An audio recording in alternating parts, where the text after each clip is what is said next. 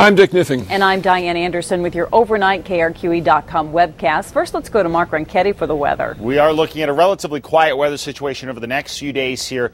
West-southwest winds will keep us dry for the most part, although some scattered showers still possible over the north and northeast. We are going to see temperatures start to warm as well. 70s and 80s to the north and 90s down to the south. Rescuers reached the site of a state police helicopter crash Wednesday evening, but were not able to get to the actual fuselage or locate either of the two missing people. The copter crashed Tuesday night near Santa Fe Baldy Mountain shortly after it picked up a lost hiker. State Police Officer Wesley Cox, who was on the copter, hiked out of the area this morning despite serious injuries. Cox said the aircraft clipped its tail when it was lifting off, then hit the mountain and rolled several times, throwing Cox, the hiker, and Sergeant Andy Tingwall, the pilot, out.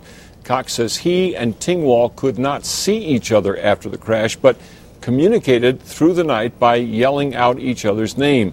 When Cox left the site Wednesday morning, he says he called Tingwall again but got no response. Cox says he believes the lost hiker, a woman named Negumi Yamamoto, was killed in the crash.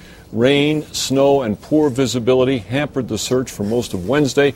When it cleared early in the evening, ground crews were able to get to the crash site.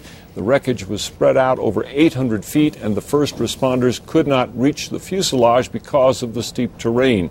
Another team is trying to approach from a different angle and will stay at that through the night.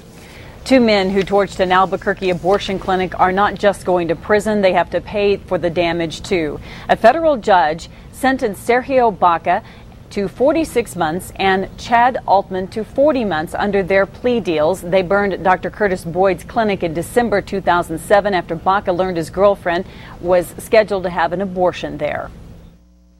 This was not a case where two guys were trying to make a political statement about abortion. It wasn't a case about one's religious views about abortion. It was two, and let's call them what they were, knuckleheads, who were seeking to deter one woman from having an abortion.